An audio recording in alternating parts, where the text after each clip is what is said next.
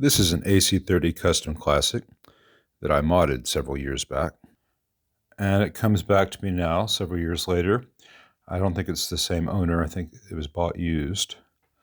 It's having a few issues, which I'll address in turn. But there are very glaring signs that someone has been in this amp subsequent to the last time I had it. The first indication I had of that were these chewed up marks on the panel and the missing dress nuts on these switches, and some idiot putting the toothed washers on the top panel side when they would put the switches back. This is not my work. You can see the remaining dress nut here, and it's all chewed up. Some really nasty lifted pads there on that solder joint, and things just tack soldered in place, and wires barely hanging on, and melting insulation. Really bad solder joints there on that switch. Switch looks like it's lifting the pads a bit. Not my work. Not the wire I use, not the kind of solder joints I do. For comparison, I put variable voltage in this amp the last time it was here. That's some of my work. This is my work.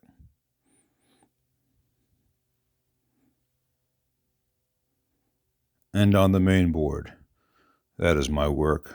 This was done quite a while ago. I no longer use the 150Ms on these PCBs. It's just a little bit hard of a fit, but they do work and they are secure. I don't use silver micas anymore either, but they are fine. Let me get the list of what's wrong with this amp. Okay, known issues. Fizzes and dies sometimes. Rectifier maybe, but I swapped one and still had an issue. Top boost bright switch doesn't work. That's this one with the boogered up. Oh, I see what's going on. I had changed this to a top boost bright switch. Someone went behind me and reverted it back to the stock switch, which just changes the way the base is wired. The base pod is wired. So that's put back to stock, though they did a shitty job. So that's why the top boost bright switch doesn't work.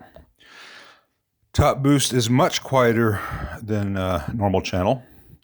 That might be due to these really crappy solder joints here. Normal and top boost gain pots crackle. Dirty pots, that can be happen. Loose IEC power socket. That's kind of in the realm of the normal. That's a cheap, easy thing to change out. That might be related to fizzing and dying sometimes. And the trim doesn't work. Let me take a look at a few things on that. Well, the Tremolo circuit, this amp is op-amp based. Could be one of many things in this area, or a few things on the board, or a pot. I will deal with that in a moment. The first thing I want to do, even before I put tubes in, is clean up some of the solder work in these areas around these switches and undo the badly put back to stock circuit there.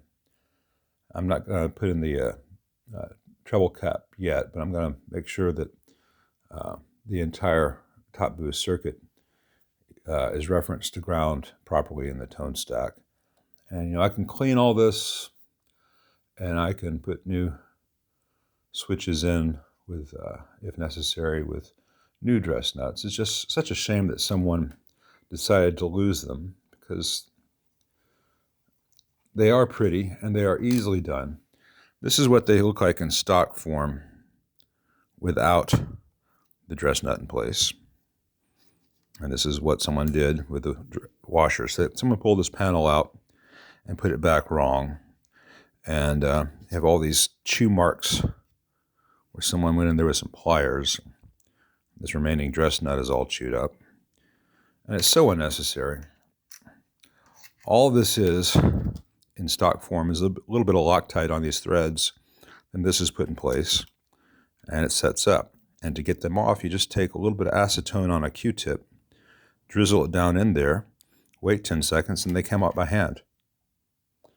But no one ever seems to figure that out, so you get a whole bunch of custom classics that have just been chewed up by hacks with tooth wrenches.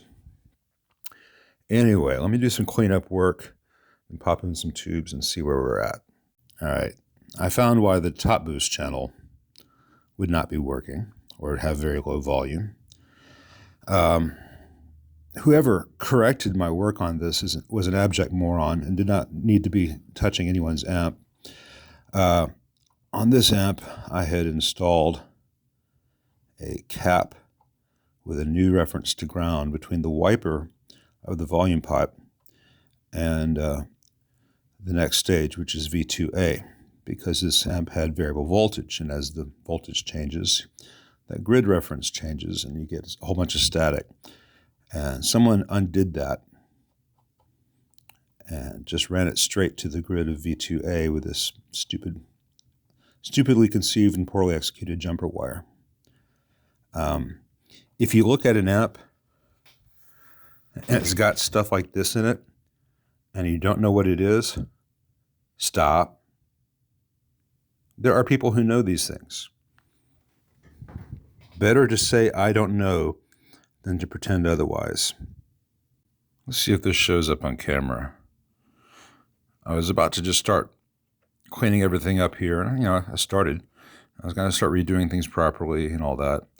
And then I noticed that this PCB board has a bulge in it.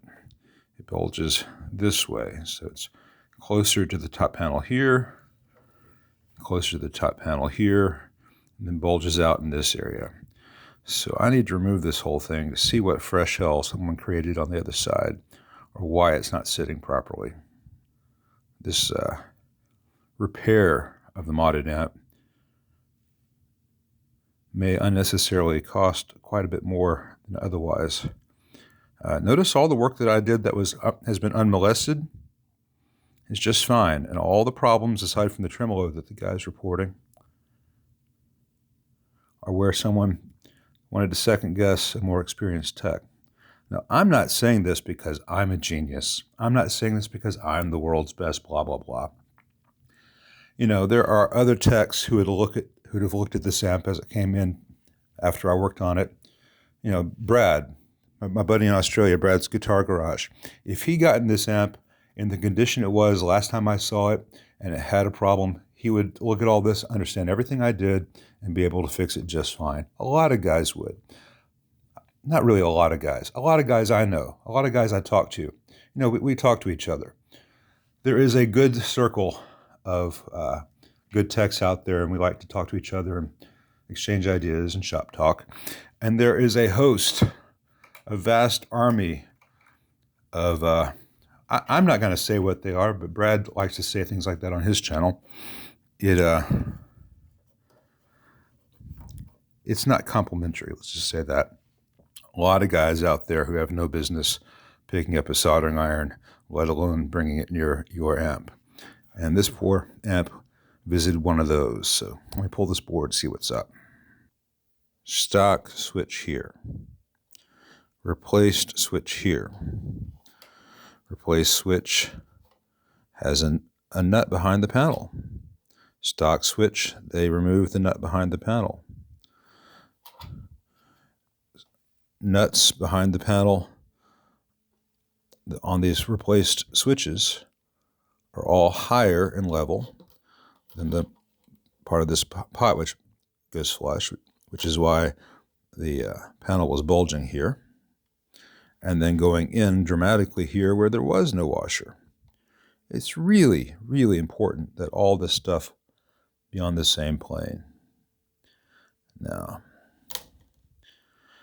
I'm going to have to replace all 4 switches. All right, so I'm going to spec out the correct single pole double throw switches with the right footprint and the correct bushing length. Replace all 4 of those. I'm going to get some new dress washers that match the actually dress nuts that matched the new switches in terms of the diameter. It will help cover up the gouges in this panel, the circular gouges at least, because that moron before me used tooth washers on the outside of a panel. Can't do anything about places where their freaking jaws of death slipped, but it's just very disheartening. When I did this work, I was very careful. I was very considered in all the changes I made, and some of the changes, like making sure that you don't have a whole bunch of DC going nasty on the top boost channel volume when you have variable voltage, were undone by some hack. So here I am, and I get to let the owner know that, well, yeah, this is an amp I did my mods to, and it's got good stuff all throughout it. Between then and him getting the amp, I can't say that. I can't say that. It's true, but I can't say that. Urgh. All right, put back together with the pots cleaned, the worst of the wiring fixed. I think I suspect why this amp was cutting out and fizzing. When Genius before me removed the panel for all the pots, he also obviously removed the variable voltage pot, even though it's not on that panel. And when he put it back, it was loose. All the pots were loose after he did the work. And as a result of that pot being loose, I think it had been spinning for a while and someone partially tightened it. And one of the wires between that pot and the little board I made was broken where it connected to the board and hanging on by just one strand. And that's 22 gauge, 10 stranded Teflon coated wire. In normal use with the slack that I left, that would never have had an issue. But if you loosen that pot and let the pot spin, that can happen. So I think that's probably the cause of that. Let's see how it's sounding here on the normal channel. I'm not using the lav mic or the real mic for this. This is just faster. Gives an idea of what it sounds like in the room.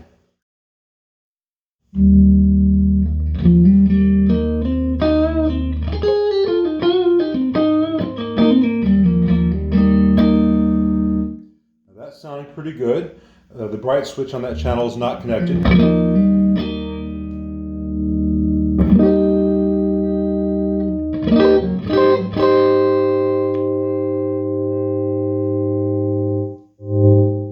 So there's no scratchiness on the volume there, and the cut control is working. Let's see how the variable voltage is doing.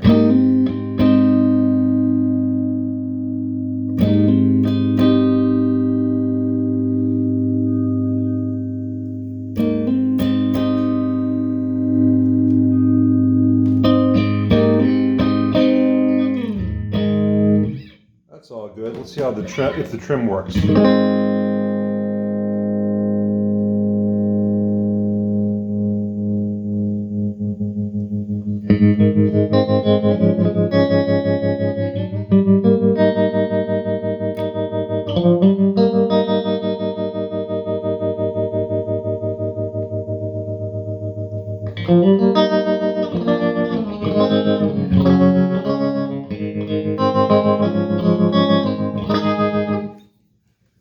Not quite sure why it would not have been working before.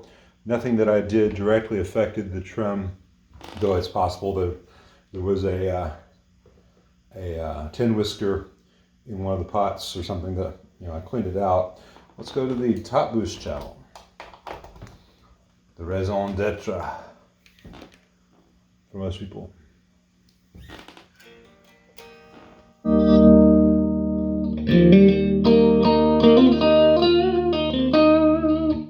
Now, the owner had said that this channel was much lower in volume and gain than the normal channel. So let me set both of them to the same 10 o'clock. So here's top boost. Here's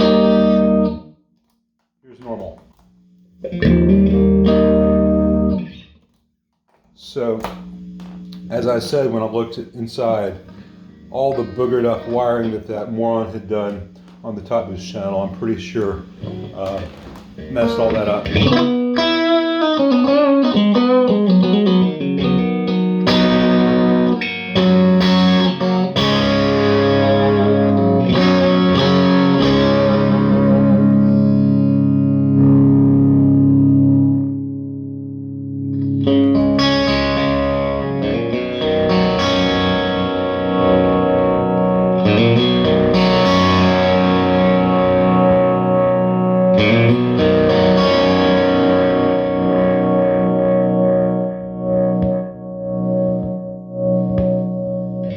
There's something off in that when I go up to full voltage.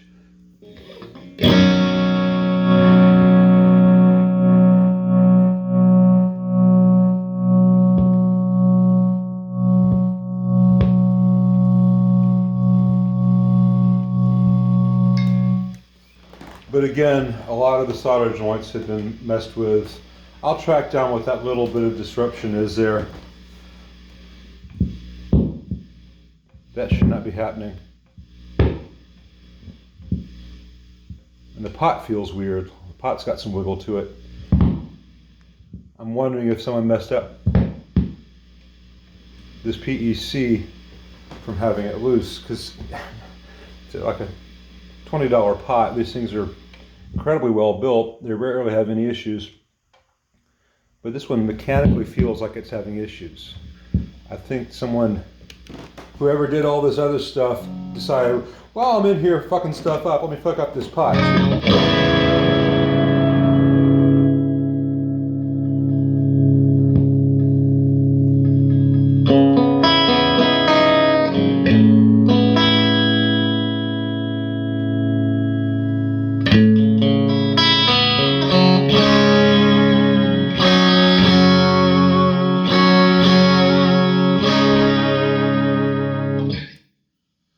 But all that said, you know, the amp is worlds better than what it was when I unboxed it this morning.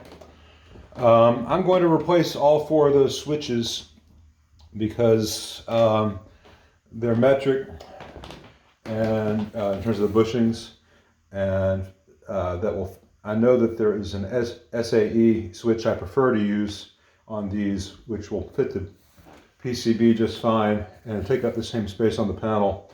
It's just a few, you know, fractions of a millimeter difference between the SAE and the millimeter, but I have a dress nut I can get for the SAE ones that'll make it all look much prettier and will partially cover up the damage the previous guy did to the panel.